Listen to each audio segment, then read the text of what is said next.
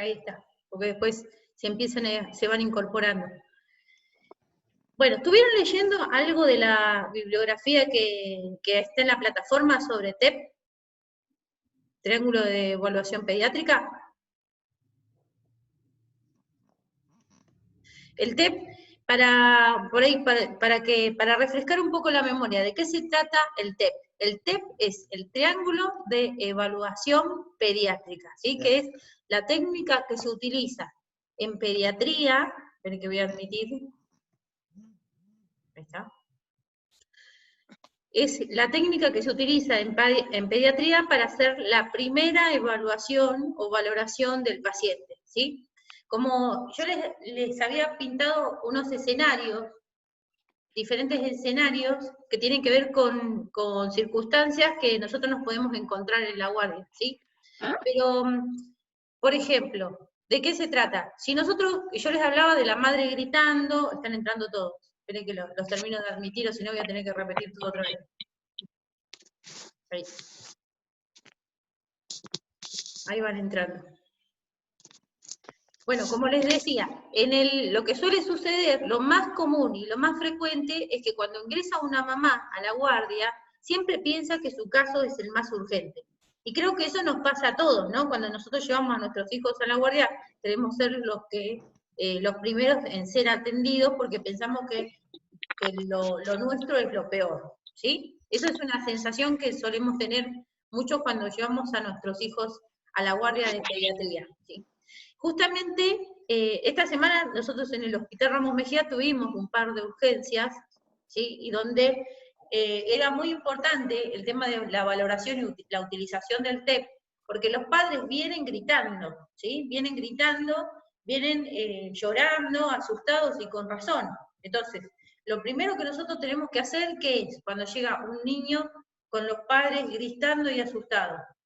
¿Qué es lo primero? Tratar de tranquilizar a los padres primero. No. Lo ¿Saber primero cuál que es la tenemos que hacer, diferencia entre una emergencia y urgencia? lo primero que tenemos que hacer es mirar al niño. ¿Sí? Primero miramos al chico. Depende de la gravedad que tenga la criatura, a eso se refiere, si es Sí. por lo que está, digamos, representando a la madre, si Claro, es realmente porque no esto. podemos medir la gravedad del suceso por los gritos de la mamá. No se puede. Claro. No es correcto. ¿Sí? Primero miramos al chico, lo miramos y hacemos el triángulo de evaluación pediátrica, que hoy lo vamos a ver con más detalle. Si vemos que el chico, ahora, por ejemplo, nos pasó ahora en estos días, yo estaba en la guardia y dice, vení que hay un chico con la cabeza rota. Bueno, yo empecé, cuando me dijeron cabeza rota, pensé cráneo roto, que se estaba derramando el líquido encefalorraquídeo, pensé un montón de cosas, ¿sí? ¿Y por qué? Porque la madre estaba muy asustada y lloraba. Entonces, si yo me guío por la primera impresión, que es la madre asustada y llorando, ¿sí? Voy a pensar que es una super urgencia, ¿sí? Que tenemos que ya, un poco más al chico meterlo en respirador, ¿no? Si me mido a partir de lo que la madre manifiesta. Pero entonces, ¿qué es lo primero que hice? Mirar al niño. ¿Y el chico cómo estaba? Haciendo esto, mírenme, así estaba. Como que no entendía nada porque la gente gritaba. ¿Se entiende? El nene estaba así, mirando cómo la gente gritaba y cómo hablaba, como siguiendo, y llora este, habla aquel y así. ¿Se entiende? Entonces, ¿qué podemos decir de un chico de estas características? Que está ¿cómo? Que está vigil, ¿sí?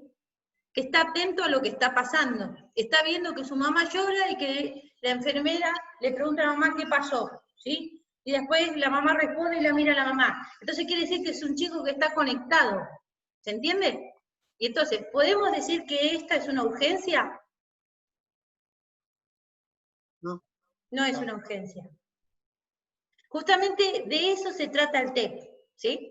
Y ahora lo vamos a ver más en detalle. Vamos a ver el TEP y el ABC, ¿sí? El ABCD, que tiene que ver con la estabilización inicial. Bueno, justamente, sin querer escribí sobre la firmina. Justamente acá tenemos los objetivos del TEP, del triángulo de evaluación pediátrica. Primero es conocer, ¿sí?, de forma sistemática, hacer la valoración de forma sistemática. ¿Pueden ver lo que yo estoy compartiendo en la pantalla? Sí, profe. A ver. Bueno, o sea, conocemos, de forma sistemática, de la manera cefalocaudal, hacemos la valoración. O sea, lo primero que nosotros vamos a ver es, en el TEP, es la apariencia. Y ahora voy a pasarme, quiero mostrarles el triángulo, acá está. Este es el triángulo de evaluación pediátrica, ¿sí? Nos vamos a guiar primero, ¿por qué? Por la apariencia. ¿Y de qué hablamos cuando hablamos de apariencia?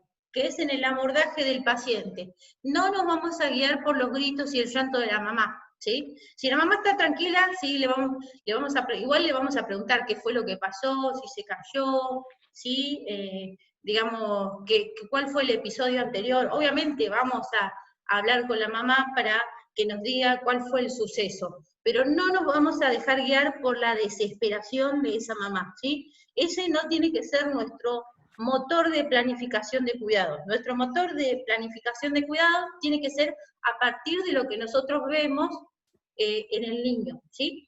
Empezando, ¿por qué? Por la apariencia. La parte azul significa apariencia. ¿Y qué es lo que nosotros vamos a observar en la apariencia? Por ejemplo, el tono muscular.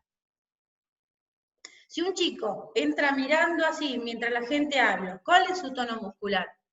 ¿Es un tono, se puede decir, está hipotónico? ¿Está reactivo? ¿Se entiende? ¿Cómo está? Activo. Está reactivo, ¿sí? Está conectado. Por ahí no habla porque no sabe hablar o porque está sorprendido por la situación. ¿Se entiende? Entonces, en ese caso, nosotros nos vamos a guiar mucho por la apariencia. Si el chico entra mirando, sabemos que está conectado. Si entra caminando, tiene buen tono muscular, ¿sí? Tiene buena respuesta motora. O sea que estamos hablando de un chico que está bien, ¿sí? Entonces, en la parte de apariencia valoramos que tono muscular, eso anótenlo, y acuérdense. Cuando hablamos de tono, vamos a observar si está hipotónico. ¿Qué quiere decir hipotónico?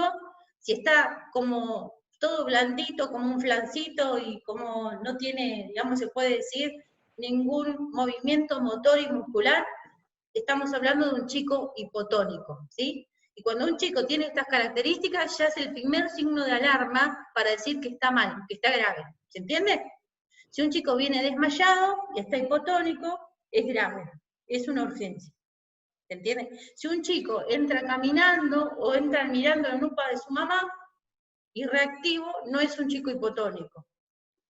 Después, vamos a observar la presencia de movimiento o la ausencia de movimiento y según eso también vamos a ver la índole de la gravedad de las circunstancias, ¿sí?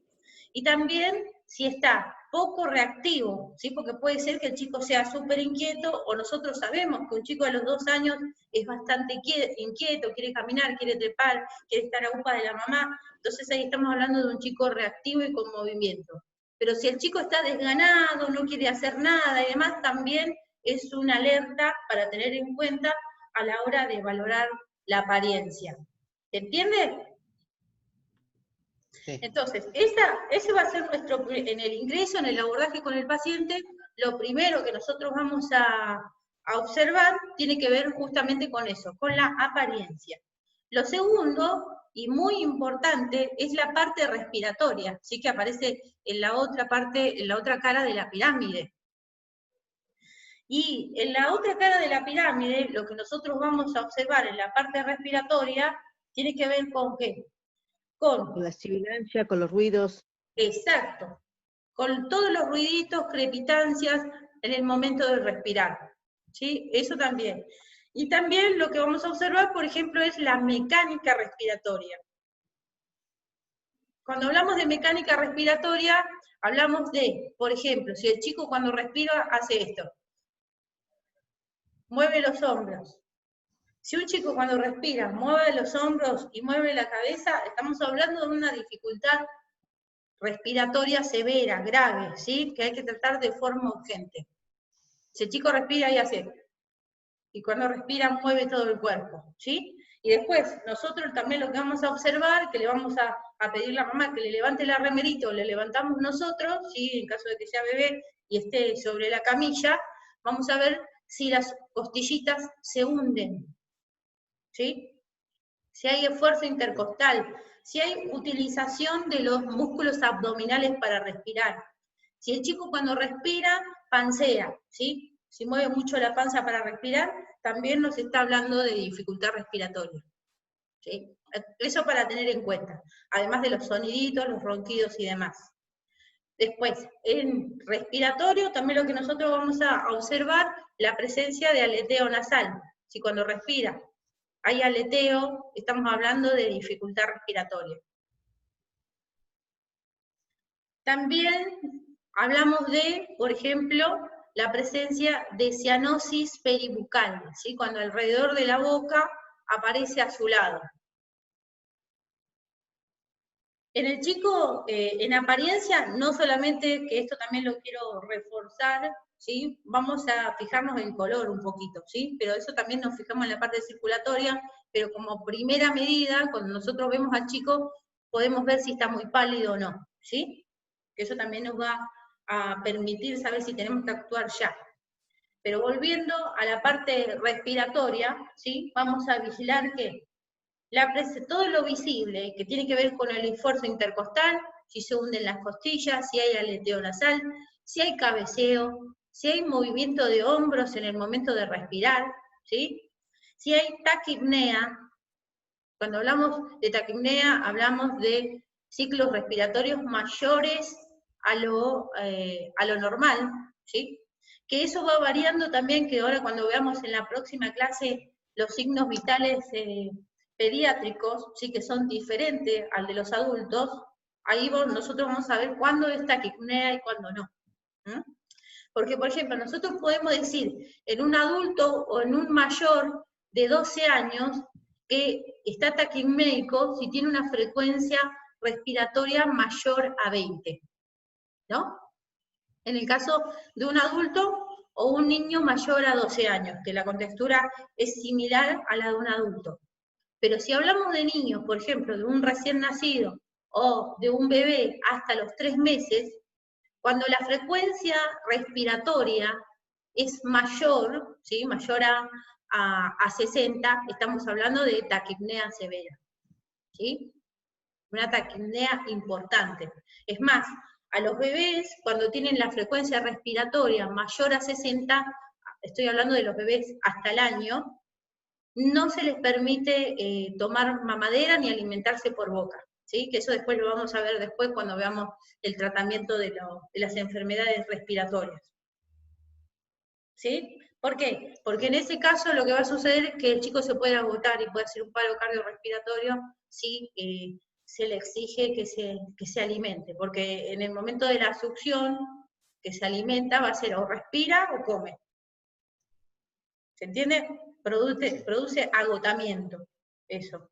Entonces, no se recomienda la succión cuando la frecuencia respiratoria es mayor a 60 en los menores de 1 año. ¿Sí? Pero siguiendo con la valoración de todo lo que tiene que ver con la parte respiratoria, ¿sí? También lo que nosotros vamos a observar es si hay quejido en el momento de respirar. Cuando hablo de quejido, me refiero a que generalmente cuando los bebés más chiquititos tienen dificultad respiratoria, empiezan a hacer como un quejido como si algo les doliera, ¿sí? Hacen como un gemido de...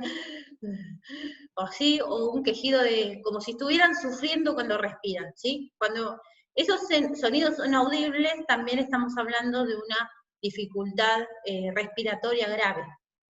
Eso es parte de la segunda cara del triángulo de evaluación pediátrica que tiene que ver con todo lo respiratorio.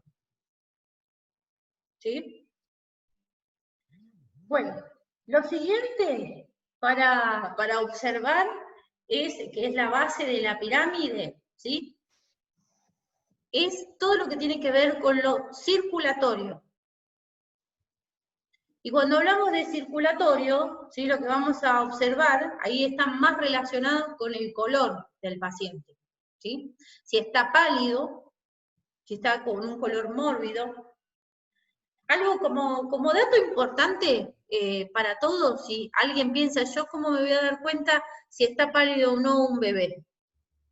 O ¿cómo me voy a dar cuenta si un bebé está al borde del paro cardiorrespiratorio? ¿No? Esa es la pregunta de muchos, si no han visto un niño cuando está al borde del paro cardiorrespiratorio.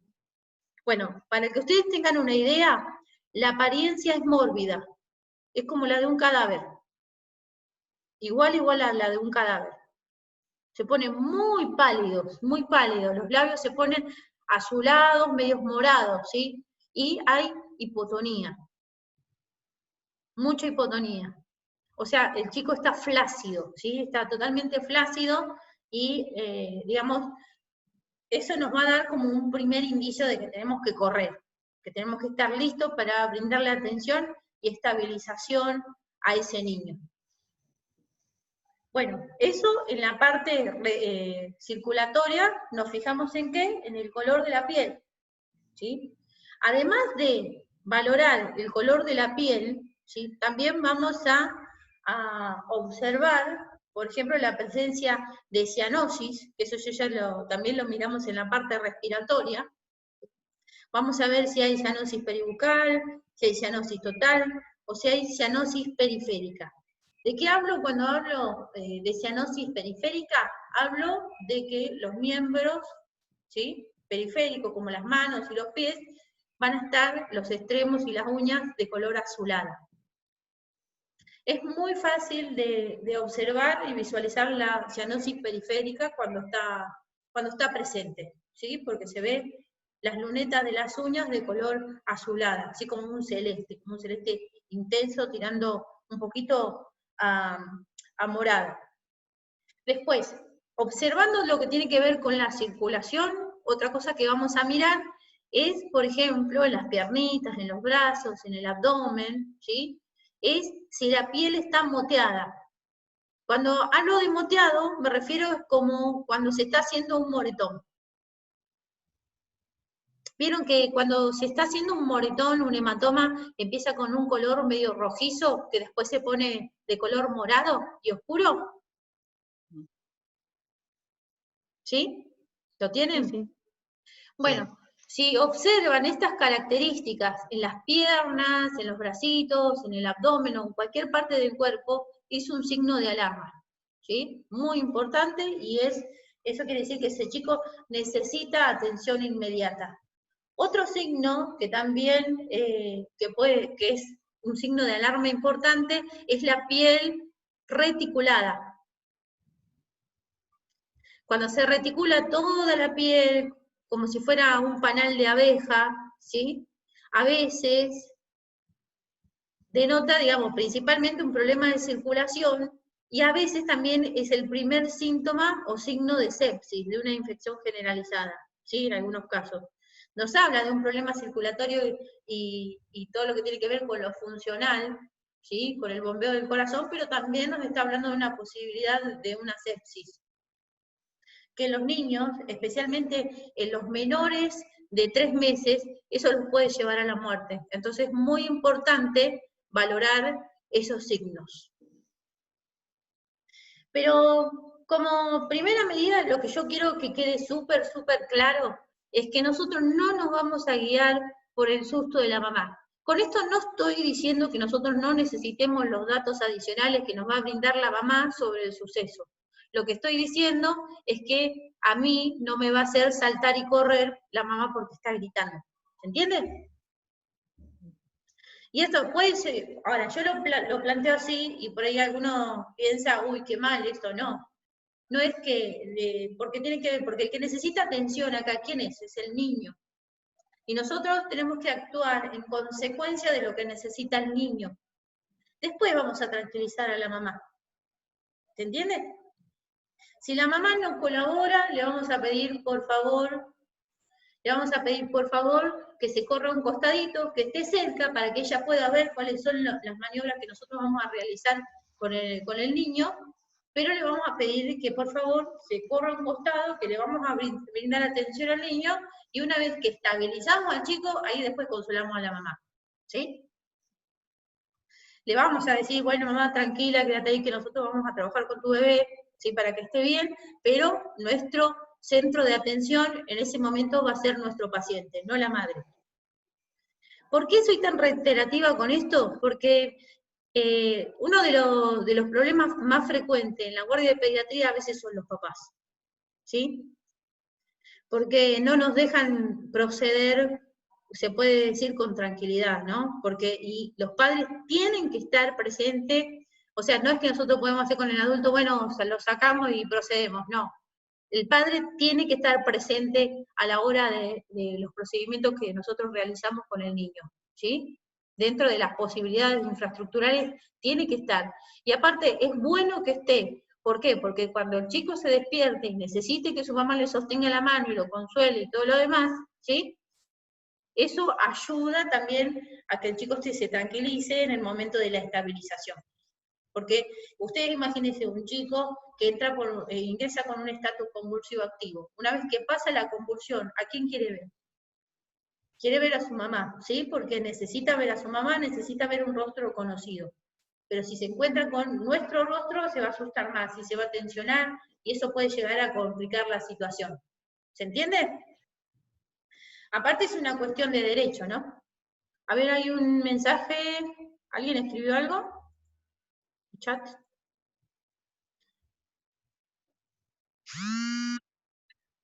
No, Ivana, no, el ingreso fue a las 19 horas, ¿sí? Igual yo empiezo haciendo como un breve repaso, así que tranquila, no pasa nada, que está grabado desde el principio. Sí, a las 19 horas empezamos. Igual yo estoy grabando, si alguien se perdió la primera parte, después la compartimos. Bueno, volviendo digamos, al tema del TEP.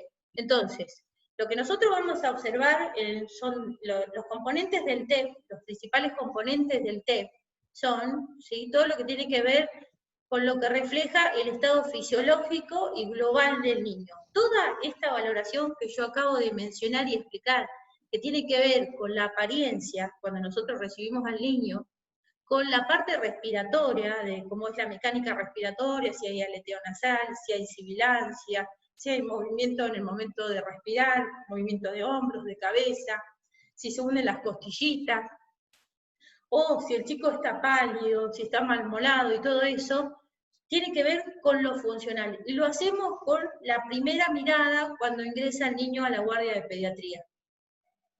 ¿Se entiende? Sí. Bueno, a partir de esto, no sé, esto es como, se puede decir como el primer triage, porque también, pues nosotros, por ejemplo, en el servicio, en la guardia de pediatría, bueno, ahora no hay tanta población, pero fuera de la pandemia suele haber mucho movimiento, y nosotros lo que salimos a hacer es mirar a todos los chicos que están esperando para ser atendidos, ¿no? Y en esta valoración vamos a observar todo esto que yo acabo de mencionar, cómo es su apariencia, cómo es su parte circulatoria, respiratoria, y ahí vamos a determinar quién está primero y quién no. En la guardia no es por orden de llegada, sino que es por orden de necesidad de estabilización. ¿Se entiende? Sí.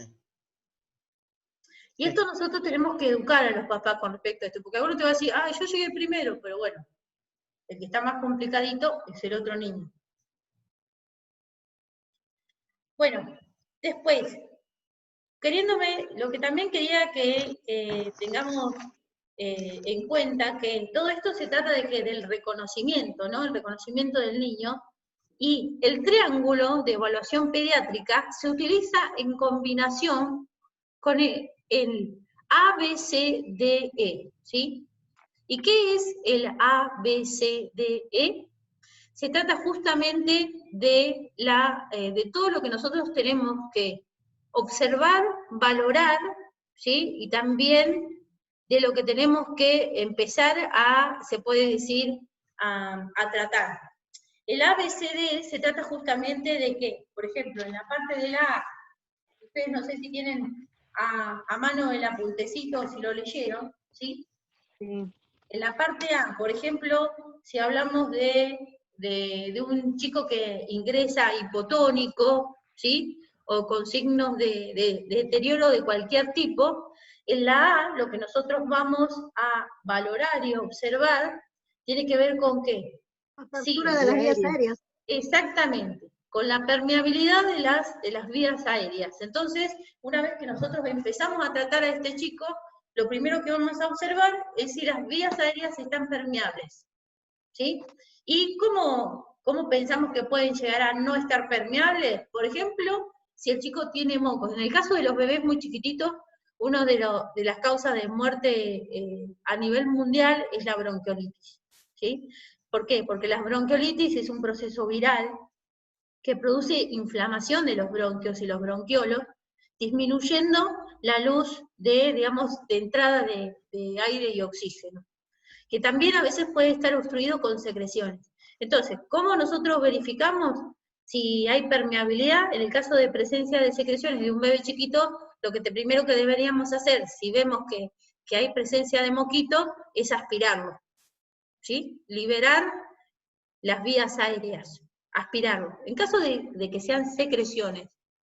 Y en el caso de que un chico se haya broncoaspirado con su vómito, que también es algo bastante frecuente, y especialmente en los menores de 6 meses, ¿sí? Si la madre dice vomitó y quedó con dificultad respiratoria, ¿qué es lo primero que nosotros vamos a hacer? Verificar la permeabilidad de las vías aéreas y además proporcionarle oxígeno, ¿sí? Entonces, en el A estaría todo lo que tiene que ver con la apertura de las vías aéreas, que puede ser la aspiración, ¿sí? Y en el caso de obstrucción por un cuerpo extraño, va a tener que ver con ¿qué? Con retirar el cuerpo extraño. ¿Se entiende? Sí. Si el chico se traga una bolita, ¿no? Y viene atragantándose o ya ahogado con la bolita, una forma de liberar las vías aéreas es utilizando la maniobra de Heimlich. Que eso después lo vamos a ver más en detalle. Eso es una forma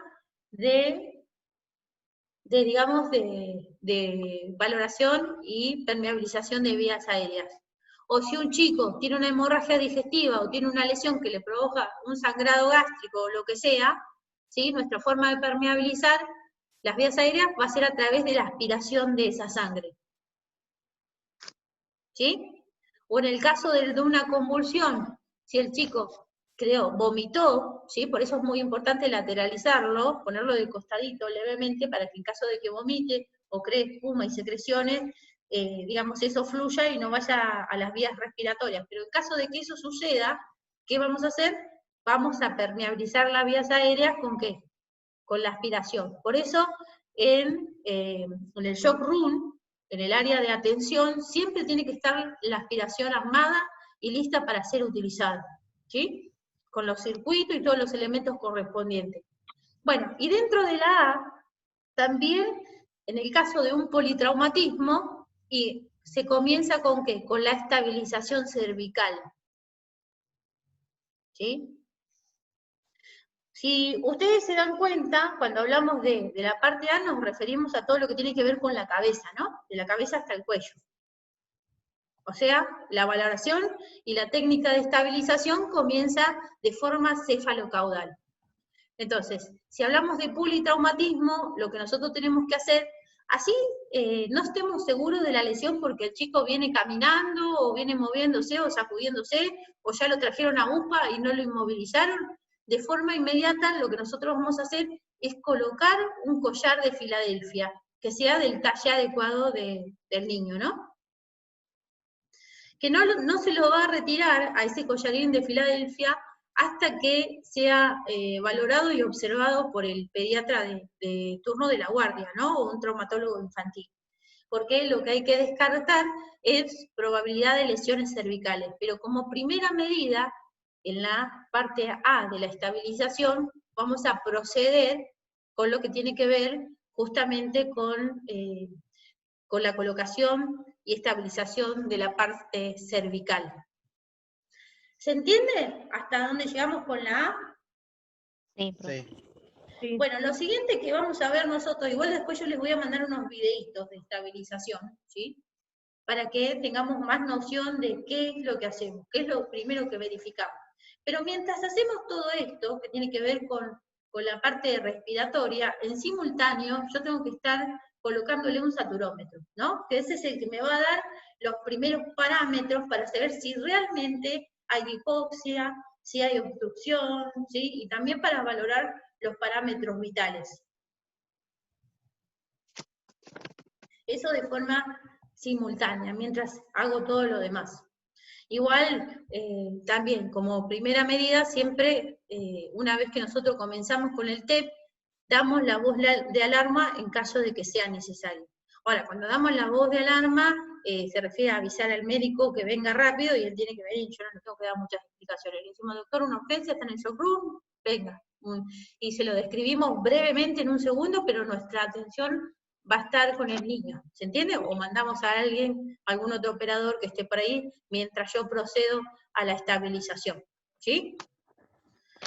Bueno, ¿alguna duda? Porque se está por cortar en 6 minutos, y así continuamos con la segunda parte para continuar con la estabilización. ¿Dudas? No, profe. Sí, No. Sí, decime. yo le quería hacer una consulta. ¿Vamos a profundizar lo de la reticulación? Porque Sí. no lo entendí. Sí. Ah, bueno. Lo vamos a profundizar con imágenes, ¿sí? Bueno, sí. Y tengo algunas imágenes que ahora se las voy a mostrar en el próximo, ¿sí? Porque a veces, justamente el problema es, si nunca lo vimos, es difícil de distinguirlo, ¿no? Pero para que ustedes tengan noción de cuando hablamos de reticulación, ¿vieron que cuando los chicos se quedan mucho tiempo en la pileta, que se ponen así como reticulados, como un panal de avispa que queda medio morado? Sí, ¿Lo vieron alguna vez? sí. Bueno, justamente esa es la apariencia que yo estoy diciendo. En el caso de un chico que está en la pileta tiene que ver con ¿qué? Con la vasoconstricción, ¿no? Porque el agua está fría y el chico ya, digamos, está como hipotérmico, y es el momento en el que tiene que salir de la pileta y hay que brindarle calor, ¿no? Pero en el caso de un chico que no estaba en la pileta, eso no estaba hablando de vasoconstricción, y después estaba hablando de un shock, ¿sí? De un shock cardiogénico o hipovolémico o un problema de vasoconstricción que tiene que ver con otras cuestiones, que pueden ser también sépticas, ¿sí? Entonces, ¿Eso modifica, ¿cómo? disculpe, profe, ¿eso modifica también, digamos, la textura de la piel o solamente el color? No modifica la textura de la piel, porque es algo que se observa por debajo de la piel.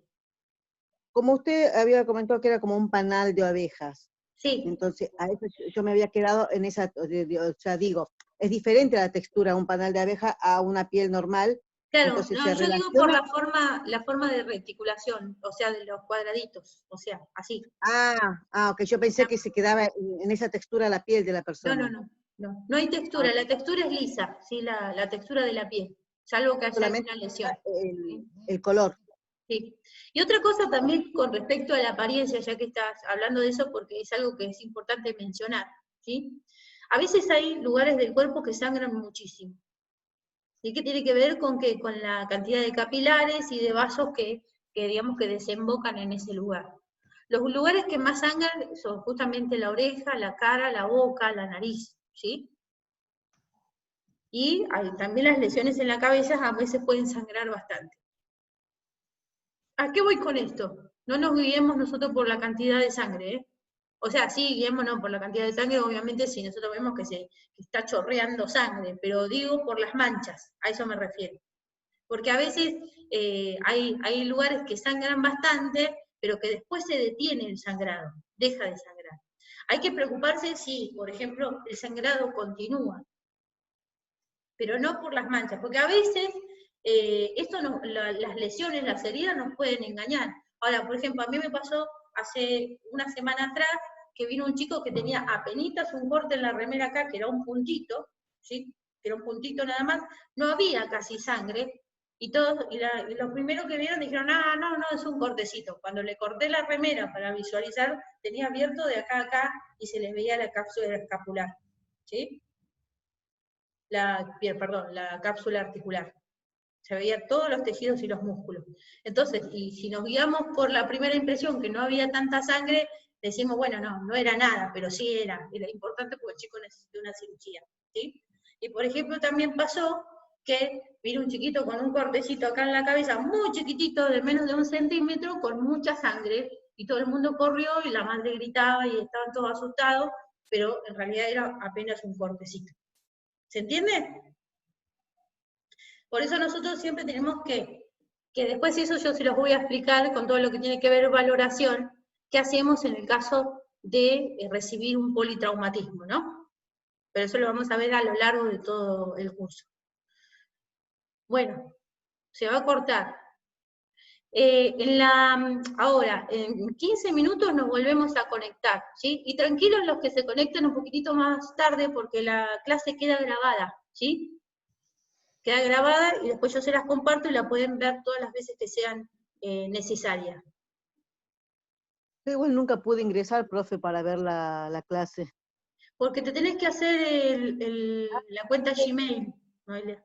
La tengo que tener, pero no sé cuál es, la verdad. tengo que Abrite buscar. una cuenta nueva con Gmail, así podés recibir los videos. O si no, después te veo si te lo paso por WeTransfer, pero es más complicado que el otro. Por el Bueno. Drive también, profe. Claro, por el Drive, sí, por el Drive. Sí, Pero no tengo el Gmail, por eso puedo sí. ingresar. Si no, después veo cómo te ayudo y te abro una yo, así puedes verlo. Ok. Hola, profe, a mí me pasó. Hola, ¿cómo andás, Cintia? Hola, profe. ¿Cómo están? Sí, te escucho. Pasó que me llegaron las clases, pero la primera no está completa. Hay un profesor que está hablando y no sé de qué tema está hablando. Ah, era la presentación. Era la presentación de la clase, nada más.